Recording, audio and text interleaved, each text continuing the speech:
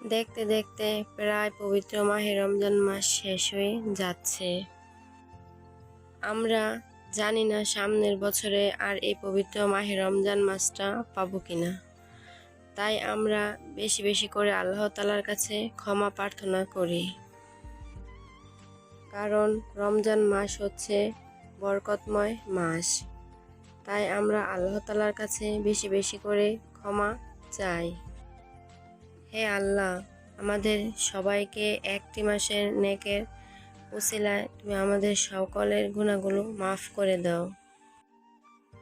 Hello everyone, আসসালামু আলাইকুম। আমি তোমাদের মাঝে আজকে নতুন একটি ভিডিও নিয়ে এসেছি। আমার এই ভিডিওটা আমার দেশ ও দেশের ছোট বড় ভাই ও বোনেরা যে যেখান থেকে দেখছেন আমার ফুল ভিডিওটা দেখার জন্য সকলকে অনুরোধ রইল। আমার এই ভিডিওটা হচ্ছে আরও কিছুদিন আগের ভিডিও। আমি নেটের কারণে আমি এই ভিডিওটা আপলোড দিতে পারিনি। যেহেতু রমজান মাস শেষ, তাই ঈদ তো চলে এসেছে। তাই আমি ঈদ করার জন্য দেশের বাড়িতে রওনা হলাম। যেতে যেতে কি করলাম একটু আপনাদের মাঝেও শেয়ার করলাম।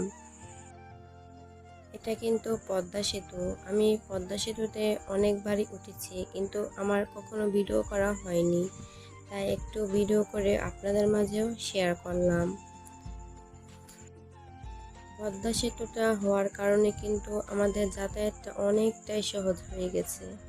তা না হলে আমাদের বাড়ি যেতে অনেকটাই কষ্ট হতো আর সারাদিন লেগে যেত।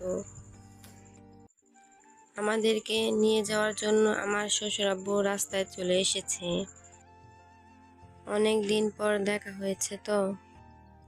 দাদাও অনেক খুশি আর নাতনিরাও অনেক খুশি। আমাদের দুই ফ্যামিলিতে কোনো বাচ্চা নেই।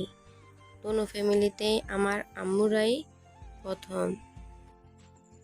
তাই আমার আম্মুরা ওর খালামুনিদেরও কলিজার টুকরা আর ওর কাকুদেরও কলিজার টুকরা আর তার একমাত্র ফুপ্পিরও কলিজার টুকরা। আমার আম্মুদেরকে সবাই অনেক ভালোবাসে।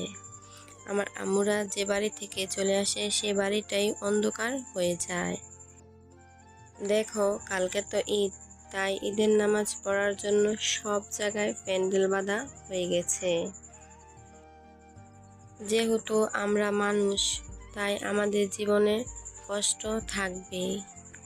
আমরা সব কষ্ট ভুলে গিয়ে সুন্দরভাবে ঈদটা পালন করব। তোমাদের সাথে কথা বলতে বলতে প্রায় আমি আমাদের বাড়ির কাছে চলে এসেছি। আমার আজকের ভিডিওটা এ পর্যন্তই। যদি তোমাদের কাছে ভালো লেগে থাকে তাহলে একটা লাইক, একটা কমেন্ট, একটা সাবস্ক্রাইব করে দিবে এবং পাশে থাকা বেল আইকনটি বাজিয়ে দিবে, যাতে নিত্য নতুন ভিডিও আপলোড করার সাথে সাথে তোমাদের কাছে পৌঁছে যায়।